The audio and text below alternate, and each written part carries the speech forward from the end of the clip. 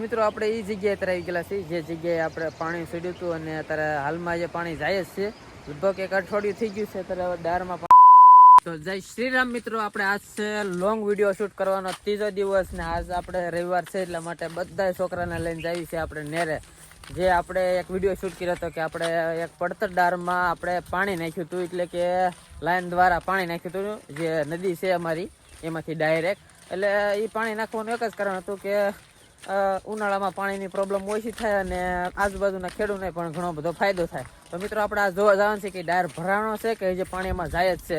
તો મિત્રો ચાલો આપણે ડાયરેક્ટ હવે તો નેરે જ મળવી. તો મિત્રો આમ ગણો ને તો અમારી જે વાડી છે એની એક્ઝિટ નીચે, એટલે કે અમારું એક ઢોરા ઉપર ઘર છે અને નદી છે એ નીચે છે. તો મિત્રો આપણે ઘરેથી થોડાક આગળ હાલો ને એટલે આમ થોડાક નીચે ઉતરો ને એટલે ડાયરેક્ટ આપણે નદી આવી જાય. તો એ નદીએ પગવા આવી ગયા છીએ અને આપણે યાર નાના નાના છોકરા છે, કારણ કે રવિવાર હોય એટલે આપણે યાર જોયું અને મજા આવે આપણને તે. તો આ નદી જવાનો રસ્તો છે અને અહીંયા તમે અહીંયા જો દેખાય છે, જો અહીંયા નદી છે નીચે. તો આપણે હવે જાવી નદીએ શું થાય જોયું આપણે અત્યારે. તો આ નદી આવી ગઈ છે અને આપણે યાર બધા છોકરા છે જો.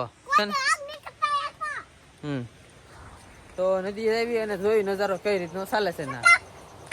મિત્રો આપણે એ જગ્યાએ અત્યારે આવી ગયેલા છીએ જે જગ્યાએ આપણે પાણી છોડ્યું હતું અને અત્યારે હાલમાં જે પાણી જાય જ છે લગભગ એક અઠવાડિયું થઈ ગયું છે. અત્યારે દારમાં પાણી ઘાસતું બંધ થઈ ગયું છે અને આ જે જગ્યાએ અમને કાંટા નાખ્યા હતા એ કાંટા તો અત્યારે છે એમને, અને પાણી બધું વ્યવસ્થિત જાય જ છે જો.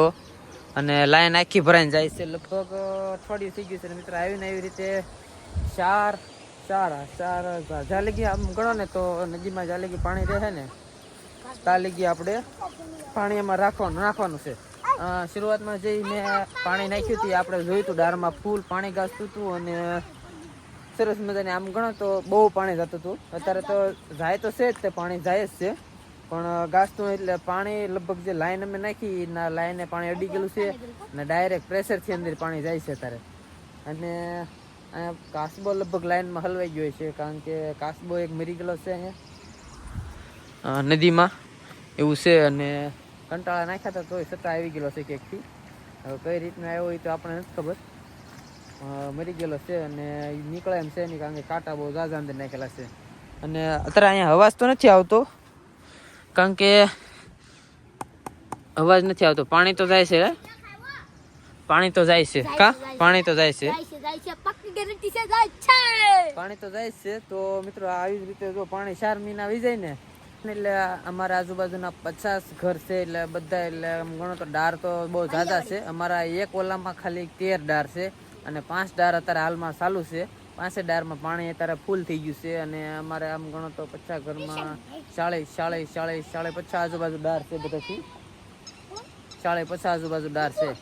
એટલે ઝાઝા ભાગે ડારમાં આમ ગણો ને તો બધામાં પાણી અત્યારે જતું છે, કારણ કે પાણી અહીંથી એટલું સ્પીડમાં જાય છે કે આમ એની વાત જ કરો. 5 થી 6 મોટરનું લગાતાર પાણી ક્યાં છે.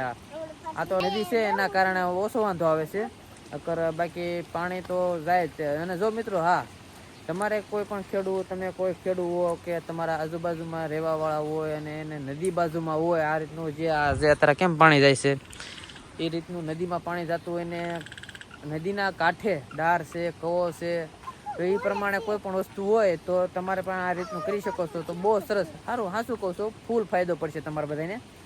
તો અત્યારે તો હું ત્યાં તો આ બધા બચ્ચા પાલટીને લઈને આવ્યો તો મોજ મસ્તી કરવા માટે. તો સાથે સાથે મને વિચાર આવ્યો કે ચાલો તો આપણે ખેડૂને થોડુંક જાણકારી આપી દઈએ કે આ રીતનું કરો તો બધાને ફાયદાકારક રહે. તો મિત્રો આપણો વિડીયો આજનો એટલો જ રહે, બાકી કાલે મળશું નવા વિડીયોમાં. જય હિન્દ.